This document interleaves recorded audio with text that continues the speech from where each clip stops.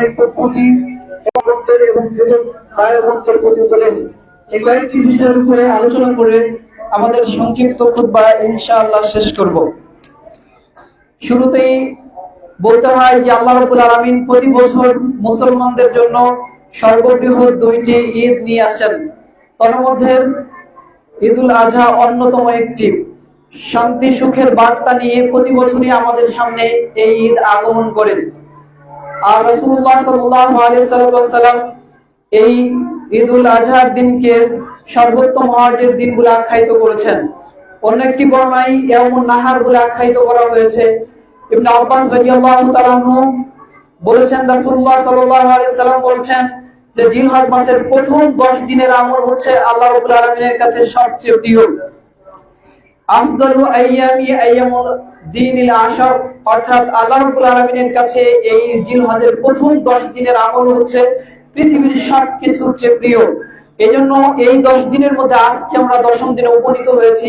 এই দিনে রয়েছে 2 রাকাত সালাত আদায় করা, কুরবানি করা, মানুষকে কুরবানির গোশত বা মাংসটা বন্টন করে দেওয়া, এই মহা কাজগুলো আল্লাহ রাব্বুল আলামিন আমাদের দিয়ে আজকের এই দিনে করাবেন ইনশাআল্লাহুল আজিজ। এজন্য আমাদের এই কাজগুলো যেন আল্লাহর কাছে প্রিয় হয়, সেজন্য আল্লাহর জন্য আল্লাহ রাব্বুল আলামিনের সন্তুষ্টির জন্য আমাদের এই কাজগুলো করার জন্য সর্বাত্মকভাবে চেষ্টা করতে হবে। যারা এই নেক কাজগুলো করবেন তারা হবেন আল্লাহ রাব্বুল আলামিনের কাছে প্রিয়। যেমন আল্লাহ তাআলা বলেন, ইন্নাল্লাহা ইউহিব্বুল মুহসিনিন, নিশ্চয়ই আল্লাহ রাব্বুল আলামিন সৎ কর্মশীলদেরকে ভালোবাসেন। যারা আজকে আমরা কুরবানি করব, যারা সালাত আদায় করেছি, এছাড়া অন্যান্য যে সৎ কাজের আঞ্জাম দিব, এই মুহসিন বান্দাদেরকে আল্লাহ রাব্বুল আলামিন ইনশাআল্লাহুল আজিজ ভালোবাসবেন। সুতরাং আল্লাহর ভালোবাসা পেয়ে আমরা যেন কাল কিয়ামতের মাঠে জান্নাত পেতে পারি, সেই কামনা আজকে আমরা খুতবায় দাঁড়িয়ে করছি। আল্লাহুম্মা আমিন। সম্মানিত সুধী মণ্ডলী, কুরবানির ইতিহাস আমাদের সবার জানা, যা আল্লাহ রাব্বুল আলামিন হাবিল এবং কাবিলের 2 সন্তানের মাধ্যমে শুরু করেছিলেন। এখানে আমাদের জন্য শিক্ষণীয় আছে। হাবিল সে হচ্ছে আপনার পশুপালন করত। যখন আল্লাহ রাব্বুল আলামিনের কাছে কুরবানি পেশ করলো, তখন তার সবচেয়ে ভালো যে পশুটা সেটা আল্লাহ রাব্বুল আলামিনের দরবারে পেশ করলো। ওদিকে কাবিল সে হচ্ছে কৃষি কাজের সাথে ব্যস্ত থাকতো। সে কৃষি কাজের জন্য যে সমস্ত গম এছাড়া অন্যান্য যে শস্যগুলো রয়েছে তার মধ্যে সবচেয়ে নিকৃষ্ট যেগুলা, সেগুলো আল্লাহর দরবারে কুরবানি হিসাবে পেশ করলো। আল্লাহ হাবিলেরটা গ্রহণ করলেন, কাবিলেরটা আল্লাহ রাব্বুল আলামিন গ্রহণ করলেন না। এখান থেকে আমাদের কি শিক্ষা রয়েছে? এখান থেকে যে শিক্ষা রয়েছে সেটা হচ্ছে, যারা আমরা কুরবানি করতে যাচ্ছি আমরা অবশ্যই আমাদের উৎকৃষ্ট সম্পদ থেকে কুরবানি করতে হবে। সম্মানিত সুধী, এখানে যে বিষয়টি লক্ষণীয়, হারাম উপার্জন থেকে যদি আপনি আপনার কুরবানির পশুটা ক্রয় করেন আর সেটা যতবারই আল্লাহর নামে জবে করেন, কখনোই আল্লাহর দরবারে সেই কুরবানি গ্রহণযোগ্য হবে না। এছাড়া ওই আয়াতের আরো কিছু অংশ রয়েছে, যেটা আয়াতের 27 নম্বর আয়াতে আল্লাহ রাব্বুল আলামিন বলছেন যে ইন্নামা ইয়াতাকাব্বালুল্লাহু মিনাল মুত্তাকিন, নিশ্চয়ই আল্লাহ রাব্বুল আলামিন মুত্তাকিদের পক্ষ থেকে কুরবানি গ্রহণ করে থাকেন। আজকে যারা আমরা কুরবানি করতে যাচ্ছি, আমি আপনি কতটুকু ফরজগার হতে পেরেছি, কতটুকু আল্লাহ রাব্বুল আলামিনকে ভয় করি, সে বিষয়টা আপনি নিজের কাছে কোশ্চেন করলে সহজেই বুঝতে পারবেন। তবে মুত্তাকিদের পক্ষ থেকে আল্লাহ কুরবানি কবুল করেন, সে বিষয়টা আল্লাহ স্পষ্ট করে সূরা মায়েদার 27 নম্বর আয়াতে বলে দিয়েছেন। এখান থেকে আরেকটি শিক্ষা হলো যে আমরা সবাই অবশ্যই আল্লাহ বিরু ফরজগার মুত্তাকি বান্দা হওয়ার জন্য সর্বাত্মকভাবে চেষ্টা করব। আল্লাহ আমাদের তৌফিক দান করুক, আল্লাহুম্মা আমিন। সম্মানিত সুধী মণ্ডলী, ইব্রাহিম আলাইহিস সালাম কুরবানি করেছিলেন। আল্লাহ রাব্বুল আলামিন বলেছেন, আতারাকনা আলাইহি ফিল আখিরিন, ইব্রাহিম যে কুরবানি করেছিল এই কুরবানির ধারাবাহিকতা আমি জাতির জন্য অব্যাহত রেখে দিলাম। আর তারই ধারাবাহিকতায় আমরা সেই কুরবানি করতে যাচ্ছি। ইব্রাহিম আলাইহিস সালাম একমাত্র আল্লাহর সন্তুষ্টির জন্য কুরবানি করেছিলেন। সেই কুরবানি আমাদেরকে অনুসরণ করতে হবে, অর্থাৎ আল্লাহর সন্তুষ্টির জন্য এই কুরবানি করার জন্য সর্বোচ্চভাবে আমাদের আচরণ করতে হবে। এই ক্ষেত্রে আমরা কয়েকটি পয়েন্টের আলোচনা আপনাদের সামনে তুলে ধরতে চাই।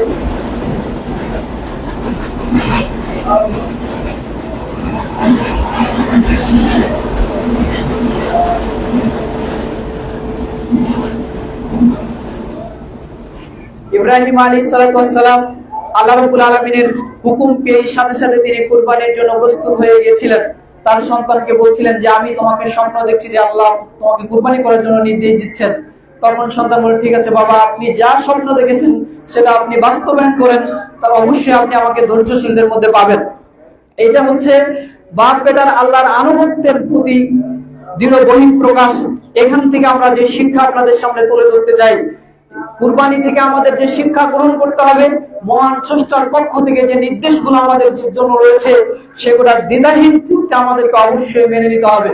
যেমন ইব্রাহিম আলাইহিস সালাম মেনে নিয়েছিলেন, কিন্তু দুঃখজনক বিষয় আজকে আমরা জীবনের পরতে পরতে মহান স্রষ্টার অবাধ্যচরণ করছি, যা কখনোই কোনো মানুষের কাছ থেকে আল্লাহর কাম্য নয়। আজকে যারা আমরা মুসলিম হিসেবে দাবি করছি, প্রত্যেকটা মুসলমানকে মনে রাখতে হবে আল্লাহর আনুগত্য ছাড়া পৃথিবীর কোনো মানুষ কোনোদিনই নাজাত পাবে না। এই জন্য আল্লাহর নাজাত পাওয়ার জন্য, জান্নাত পাওয়ার জন্য প্রত্যেকটা মুসলমানকে ইব্রাহিম আলাইহিস সালাম যেভাবে আনুগত্যের শির নত করে দিয়েছিলেন, ঠিক তেমনি ভাবে আমাদেরকেও আনুগত্যের শির নত করতে হবে। এটা কুরবানির অন্যতম আরেকটি শিক্ষা।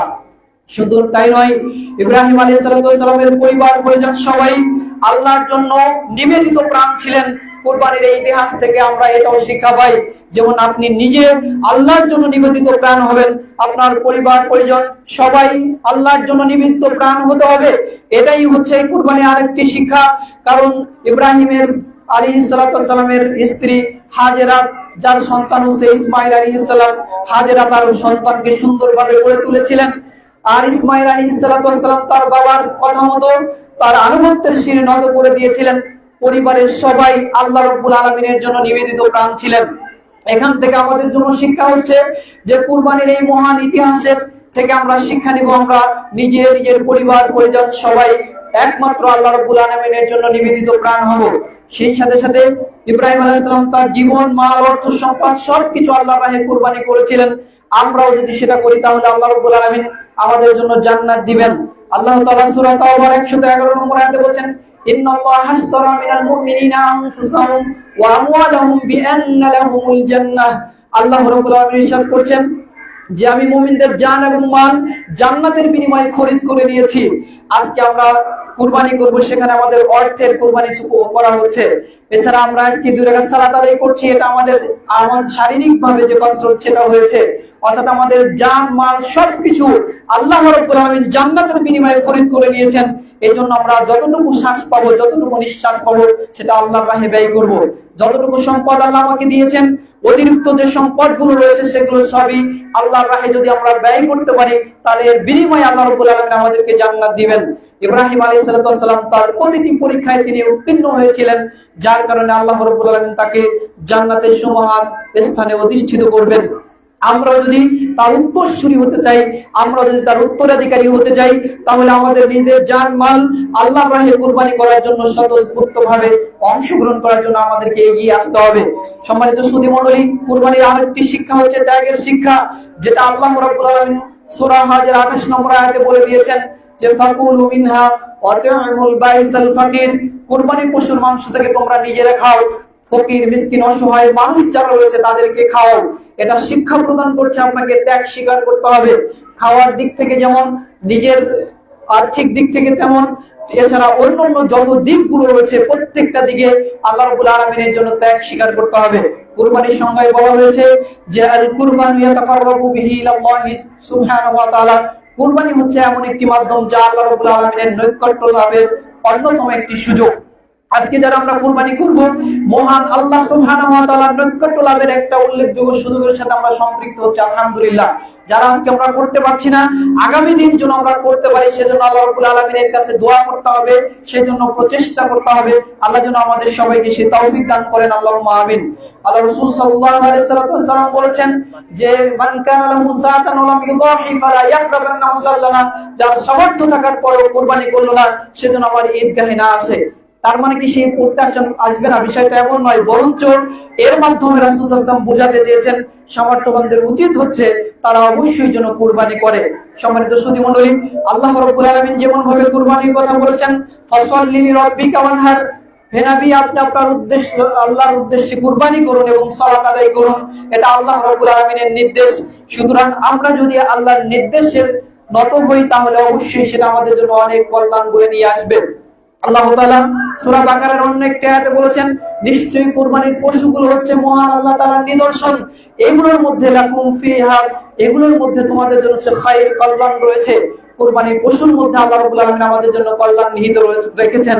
কুরবানি করলে নাকি হয়, কুরবানির পশুর মাংস কি আমরা উপকৃত হতে পারি, বিভিন্ন কল্যাণের দিক আল্লাহ রাব্বুল আলামিন এই কুরবানির পশুর মধ্যে রেখে দিয়েছেন।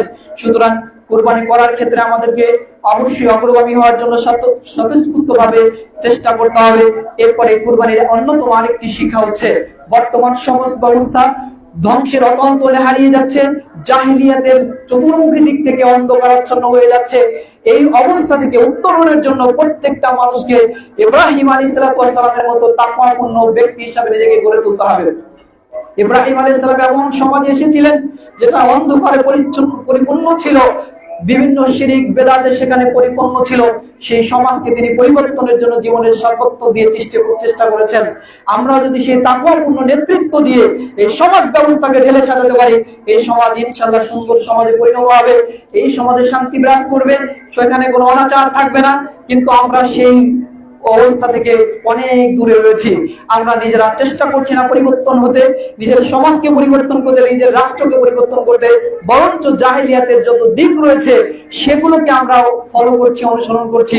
এটা কখনোই কোনো সচেতন মুসলমানের কাজ হতে পারে না। এই জন্য ইব্রাহিম আলাইহিস সালামের এই ঘটনা থেকে আমরা যেটা বোঝাতে চাই, তাকওয়াপূর্ণ ব্যক্তিত্ব হিসেবে নিজেদেরকে গড়ে তুলতে হবে। তাকওয়াপূর্ণ নেতৃত্বের মাধ্যমে সমাজ সংস্কারে আমাদেরকে এগিয়ে আসার জন্য সর্বাত্মকভাবে চেষ্টা করতে হবে। সেই সাথে সাথে ইসমাঈল আলাইহিস সালামের এর মতো অনুগতশীল একজন শ্রেণীর বান্দা আমরা নিজেদেরকে তৈরি করতে হবে, যে সমস্ত বান্দারা এই পৃথিবীতে আল্লাহর আনুগত্যে নিজেদের জান মাল সবকিছু আপনার বিলিয়ে দিবে। যখন ইসমাঈল আলাইহিস সালাম বলছেন যে বাবা তোমাকে আমি কুরবানি করছি, এটা স্বপ্ন দেখছি, তখন সন্তান নিজেই বলছে যে বাবা আপনি যেটা স্বপ্ন দেখেছেন সেটা আপনি বাস্তবায়ন করুন। তার মানে নিজে জবে হতে চান, আল্লাহর আনুগত্যে নিজের জীবনকে আপনার বিলিয়ে দিতে চান। অথচ আজকে আমরা একটু স্বার্থের ব্যাঘাত ঘটলেই কোথায় আল্লাহর কথা, কোথায় নবীর কথা, কোথায় ইসলাম শরিয়াত, সেটাকে আমরা তোয়াক্কা করি না। আমরা স্বার্থের পিছনে ছুটছি। এজন্য আমরা এখানে একটি জিনিস বলে রাখতে চাই, কুরবানি করার আগে আমাদের মধ্যে যে পশুত্ব স্বভাব রয়েছে, সেই পশুত্ব স্বভাবের উপরে ছুরি চালাতে হবে। পশুর গায়ে ছুরি চালানোর আগেই, পশুর গলায় ছুরি চালানোর আগেই নিজেদের মধ্যে যে পশুত্ব স্বভাব রয়েছে সেগুলোকে আপনার কেটে একেবারে টুকরা টুকরা করে চিরতরে বিদায় করতে হবে। যদি এটা আমরা করতে পারি তাহলে আমরা সফল, যদি আমরা এটা না করতে পারি তাহলে নিশ্চিত আমাদের জন্য ব্যর্থকাম হয়ে যাব আমরা। এই জন্য বলতে চাচ্ছিলাম এটাই, যে আমাদের মধ্যে যে পশুত্ব, স্বার্থপরতা, অহংকার, আত্মময়তা, এছাড়া আরো যে দিকগুলো রয়েছে যেটা হচ্ছে নিকৃষ্ট পশুর স্বভাবের, এই স্বভাবগুলোকে অবশ্যই কেটে টুকরা করতে হবে, জবে করে একেবারে চিরতরে বিদায় করে দিতে হবে। এভাবে যদি আমরা করতে পারি ইনশাআল্লাহুল আজিজ আমরা একজন পরিচ্ছন্ন সালেহ মানুষ হিসেবে নিজেদেরকে গড়ে তুলতে পারবো, যেটা আমাদের জন্য উপকার বয়ে নিয়ে আসবে। সম্মানিত উপস্থিতি, আপনি হয়তো এখান থেকে চলে গিয়ে কুরবানি করবেন। কুরবানি করার আগে আপনাকে কয়েকটি শর্ত মনে রাখতে হবে, কারণ কুরবানি গ্রহণযোগ্য হওয়ার জন্য কয়েকটি শর্ত রয়েছে। নাম্বার 1, সেটা হচ্ছে একমাত্র আল্লাহর সন্তুষ্টির জন্য আপনাকে কুরবানি করতে হবে, অর্থাৎ আপনার নিয়াতকে ঠিক করতে হবে। রাসূল সাল্লাল্লাহু আলাইহি ওয়াসাল্লাম সহিহ বুখারীর 1 নম্বর হাদিসে বলেছেন, ইন্নামাল আ'মালু বিন্নিয়াত, নিশ্চয়ই প্রত্যেকটা কাজ নিয়াতের উপর নির্ভরশীল। আপনি কোন উদ্দেশ্যে কুরবানি করছেন এটাকে আপনাকে অবশ্যই আইডেন্টিফাই করতে হবে। যদি আল্লাহর সন্তুষ্টির জন্য কুরবানি করেন ইনশাআল্লাহ আপনার কুরবানি কবুল হবে। কিন্তু যদি আপনি মানুষকে দেখানোর জন্য করেন, বস্তু খাওয়ার উদ্দেশ্য করেন, মেয়ে জামাই কি বলবে এটার জন্য করেন, সমাজের মানুষ কি বলবে এটার জন্য আপনি কুরবানি করেন, তাহলে এই কুরবানি আল্লাহর দরবারে কখনো গৃহীত হবে না। কারণ আল্লাহ তাআলা বলেছেন ফাসাল্লি লিরাব্বিকা ওয়ানহার, হে নবী আপনার রবের উদ্দেশ্যে আপনি কুরবানি করুন।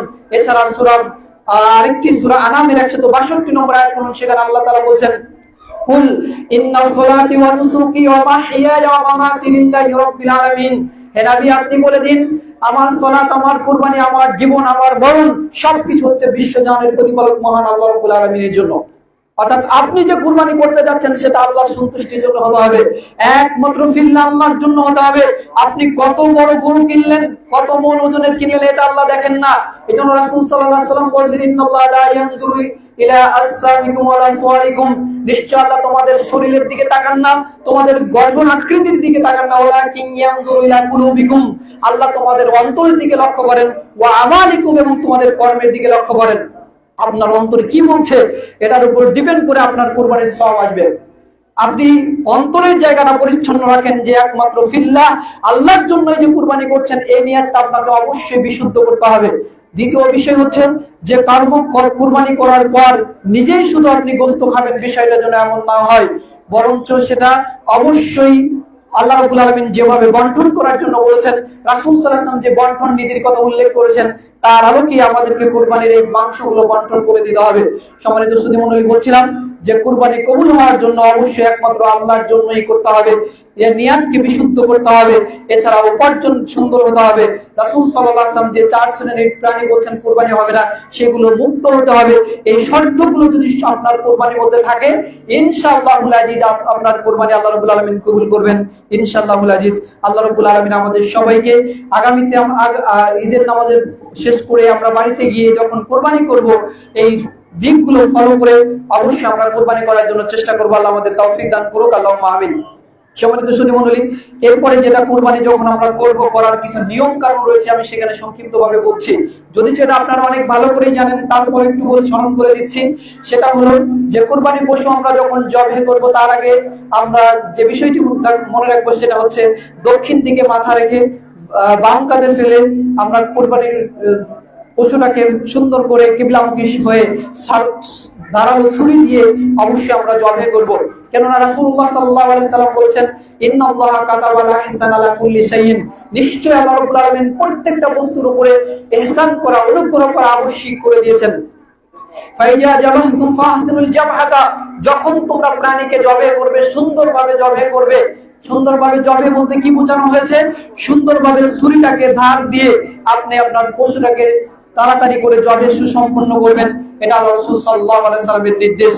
আর জবের সময় যে দোয়াটা করবেন নিজের পক্ষ থেকে বলে, বিসমিল্লাহি আল্লাহু আকবার, আল্লাহুম্মা তাকাব্বাল মিন্নি ওয়া মিন আহলিল বাইত, আল্লাহ এই পশুকে তোমার নামে জবে করছি, আমার পক্ষ থেকে, আমার পরিবারের পক্ষ থেকে এটা আপনি কবুল করুন। আপনি বলেন যে আমি এই দোয়া করতে পারবো না, শুধু বিসমিল্লাহ বলে জবে করলে হয়ে যাবে, আর অন্তরে আপনি নিয়াত করবেন, এতটুকু হলেই যথেষ্ট হবে ইনশাআল্লাহুল আজিজ। আশা করি এই পদ্ধতি আপনি অনুসরণ করবেন।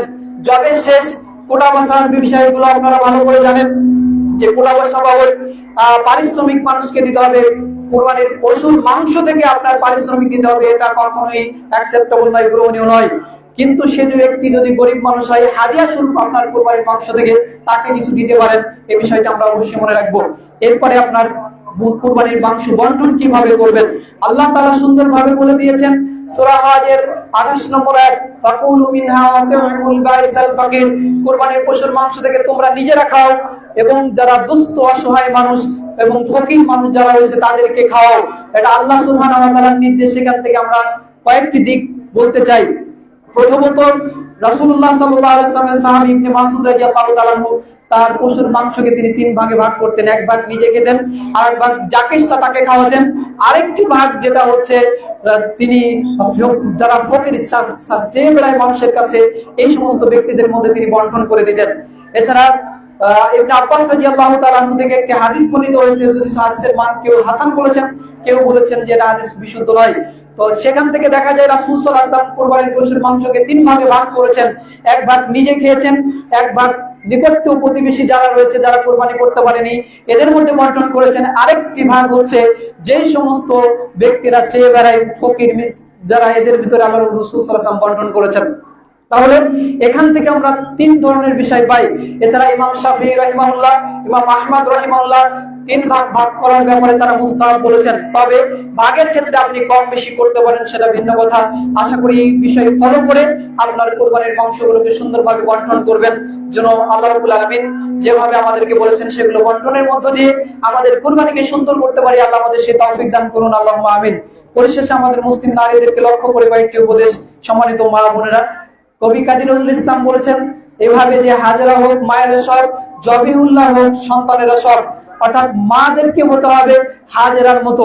হাজেরা যেমন একজন নিবেদিত ইসলামের জন্য মা ছিলেন, ঠিক তেমনি ভাবে আমাদের মা বোনদেরকে, আমাদের নারীদেরকে, মুসলিম রমণীদেরকে হাজেরার মতো ভূমিকা রাখতে হবে।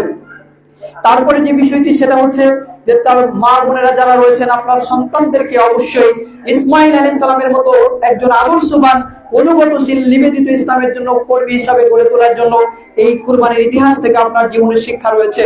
শুধু তাই নয় প্রিয় মা বোনেরা, আপনাদের জন্য আরেকটি উপদেশ হচ্ছে শুধু কুরবানির দিন রান্না বান্না নিয়ে ব্যস্ত থাকবেন, বিষয়টা যেন এমন না হয়, খাওয়া দাওয়া এগুলো নিয়ে যেন আপনার সময় অতিবাহিত না হয়।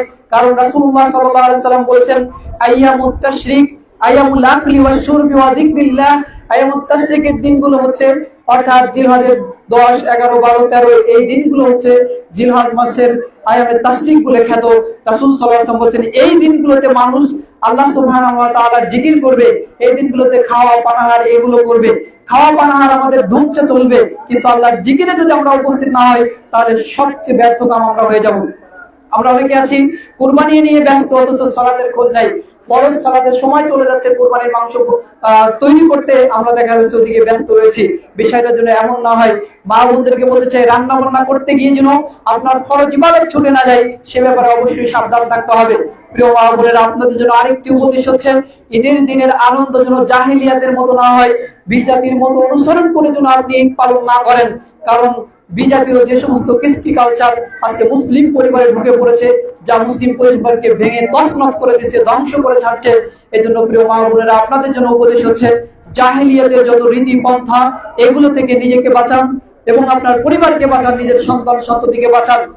আপনার মনে রাখতে হবে আপনার ছেলে মেয়ে যেন বেহায়া বেলেল্লাপনা ভাবে ঈদের আনন্দ প্রকাশ না করে, আতশবাজি সহ বিভিন্ন প্রকার অনিসলামিক কাজের মধ্য দিয়ে তারা যেন ঈদ না পালন করে, সে ব্যাপারে আপনি কঠোরতা আরোপ করবেন ইনশাআল্লাহ উল আজিজ। সেই সাথে সাথে আপনি জাহিলিয়াতের মতো বর্বরতার মতো বেপরদা হয়ে বেলেল্লাপনা ভাবে আপনি ঘুরবেন না। কারণ আল্লাহ রাসূল সাল্লাল্লাহু আলাইহি ওয়াসাল্লাম বলেছেন ওয়াশারুন নিসাউ মুতাবাররিজা, ওই শ্রেণীর নারীরা হচ্ছে সবচেয়ে নিকৃষ্ট, যারা হচ্ছে বেপরদা, যারা হচ্ছে বেহায়া বেলেল্লাপনা ভাবে ঘুরে বেড়ায়, এই শ্রেণীর নারী হচ্ছে সবচেয়ে নিকৃষ্ট। সুতরাং আজকে আমাদের মা বোনদেরকে বলতে চাই আপনারা ঈদের আনন্দ পালন করতে গিয়ে বিভিন্ন স্পটে বেলেল্লাপনা ভাবে ঘুরবেন না, বেপরদাই ঘুরবেন না, মেয়েরাও যেন না করে সে ব্যাপারে আপনি সতর্ক দৃষ্টি রাখবেন। আল্লাহ আমাদের মা বোনদেরকে বোঝার তৌফিক দান করুক, আল্লাহুম্মা আমিন। পরিশেষে আমার যুবক ভাই বোনদেরকে বলতে চাই যে আমাদের প্রতি ফোঁটা যৌবন, প্রতি ফোঁটা রক্তটা আল্লাহর পবিত্র নিয়ামত, যা আল্লাহর রাহে আমাদেরকে ব্যয় করতে হবে। আল্লাহ রাসূল সাল্লাল্লাহু আলাইহি ওয়াসাল্লাম বলেছেন কাল কিয়ামতের মাঠে 7 শ্রেণীর মানুষ আল্লাহর ছায়া পাবে। তার মধ্যে ওই যুবক যে ছোটকাল থেকে যৌবন বয়স থেকে ইবাদতে অভ্যস্ত, যেই মেয়ে যৌবন বয়স থেকে ইবাদতে অভ্যস্ত, সেই ব্যক্তি কাল কিয়ামতের মাঠে সেই যুবক সেই যুবতী হচ্ছে আল্লাহ রাব্বুল আলামিনের আরশের ছায়া পাবে। আজকে এই যে এখানে আমরা সালাত আদায় করছি, গরমে আমাদের গা ঘেমে যাচ্ছে, কত কষ্ট নেই আমাদের হচ্ছে, কিন্তু সেই কাল কিয়ামতের মাঠে কষ্ট হচ্ছে অনেক অনেক গুণ বেশি। সেদিন যদি আমাদেরকে বাঁচতে হয়, সেদিন যদি আল্লাহর অনুগ্রহ পেতে হয়, তাহলে আমাদের ছোটকাল থেকেই আমাদেরকে ইবাদতে অভ্যস্ত হতে হবে। এই জন্য তরুণ যুবক ভাই বোনদেরকে বলতে চাই, প্রিয় বোনেরা, প্রিয় ভাইয়েরা, আল্লাহ রাব্বুল আলামিন যে যৌবন দিয়েছেন, আসুন সেটা আল্লাহর রাহে ব্যয় করি, আল্লাহর আনুগত্যে ব্যয় করি, আল্লাহর ইবাদতে ব্যয় করি, সেটা আমাদের জন্য কল্যাণকর হবে। পরিশেষে যুবক ভাইদেরকে লক্ষ্য করে বলতে চাই, প্রিয় ভাইরা, আমরা দেখেছি ঈদের দিনে অনেক যুবকেরা বক্স ভাড়া করে, পিকআপ ভাড়া করে বিভিন্ন গান বাজনার মধ্য দিয়ে ঈদের আনন্দ বিভিন্ন জায়গায় বিলিয়ে বেড়ায়, যা সম্পূর্ণ জাহেলিয়াত অজ্ঞতা ছাড়া আর কিছুই হতে পারে না। রাসূল সাল্লাল্লাহু আলাইহি ওয়াসাল্লাম বাদ্যযন্ত্রকে হারাম করেছেন, কোন ছেলে কোন মেয়ের সাথে সম্পৃক্ত হতে পারে না।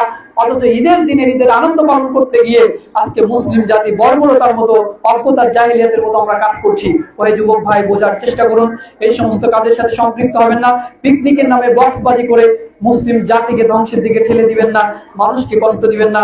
আর এছাড়াও যারা আমরা রয়েছি সকল প্রকার জুয়া অনিসলামিক যত কালচার রয়েছে, কাজগুলো রয়েছে, সেগুলো থেকে আমরা নির্দেশকে আল্লাহ যেন আমাদের সবাইকে হেফাজত করার তৌফিক দান করে, সেই কামনা করছি, আল্লাহুম্মা আমিন। পরিশেষে আমি বলতে চাই যে সকলের প্রতি আমার ঈদের শুভেচ্ছা। ঈদের শুভেচ্ছা যেটা বলে আমরা জানাবো সেটা হচ্ছে আল্লাহুম্মা তাকাব্বাল মিন্নি ওয়া মিনকুম, অর্থাৎ আমার পক্ষ থেকে এবং আপনাদের সকলের পক্ষ থেকে আল্লাহ ঈদকে কবুল করে নিক, আল্লাহুম্মা আমিন। তো আপনারা যারা নিজেরা বন্ধু বান্ধব আত্মীয় স্বজনকে ঈদের মোবারকবাদ এভাবে জানাবেন, আল্লাহুম্মা তাকাব্বাল মিন্নি ওয়া মিনকুম, এভাবে শুভেচ্ছা জানাবেন ইনশাআল্লাহ। তাহলে রাসূল সাল্লাল্লাহু আলাইহি ওয়াসাল্লামের এই সুন্নাহ অনুসরণ হবে। ঈদ মোবারক এটা না বলে আমরা এটা বলার চেষ্টা করব। পরিশেষে আজকে আমি সবাইকে আবারও ঈদের মোবারকবাদ জানাচ্ছি, আল্লাহুম্মা তাকাব্বাল মিন্নি ওয়া মিনকুম, এটা বলে আমার খুতবা এখানে শেষ করতে যাচ্ছি। পরিশেষে আল্লাহ রাব্বুল আলামিনের কাছে দোয়া করছি, আল্লাহ যত নারী পুরুষ আমাদের ঈদগাহে আজকে উপস্থিত হয়েছে তাদের সবাইকে তুমি নিরাপদে রাখো, আল্লাহুম্মা আমিন। তাদের আমাদের মধ্যে যারা অসুস্থ আছে তাদেরকে তুমি সুস্থতা দান করো, আল্লাহুম্মা আমিন। আল্লাহ আমাদের মধ্যে যে সমস্ত মানুষগুলো আজকের এই ঈদের আনন্দ পালন করতে পারছে না, বরঞ্চ পরকাল জগৎ হয়ে চলে গেছে, কবরে শায়িত আছে, আল্লাহ তাদের কবরের শাস্তি তুমি মাফ করে দাও, আল্লাহুম্মা আমিন। আল্লাহ আমরা যারা কুরবানি করতে যাচ্ছি একটু পরেই, আমাদের কুরবানি রাসূল সাল্লাল্লাহু আলাইহি ওয়াসাল্লামের পদ্ধতি যদি আমরা করতে পারি, আমাদের কুরবানি যেন কবুল হয়, সেইভাবে যেন আমরা কুরবানি করতে পারি, আল্লাহ সেই তৌফিক তুমি আমাদেরকে দান করো, আল্লাহুম্মা আমিন। আল্লাহ রাব্বুল আলামিনের কাছে এই দোয়া রেখে আজকের সংক্ষিপ্ত খুতবা এখানে শেষ করছি। সুবহানাকা আল্লাহুম্মা ওয়া বিহামদিকা আশহাদু আল্লা ইলাহা ইল্লা আনতা আস্তাগফিরুকা ওয়া আতুবু ইলাইক। আসসালামু আলাইকুম ওয়া রাহমাতুল্লাহি ওয়া বারাকাতুহু।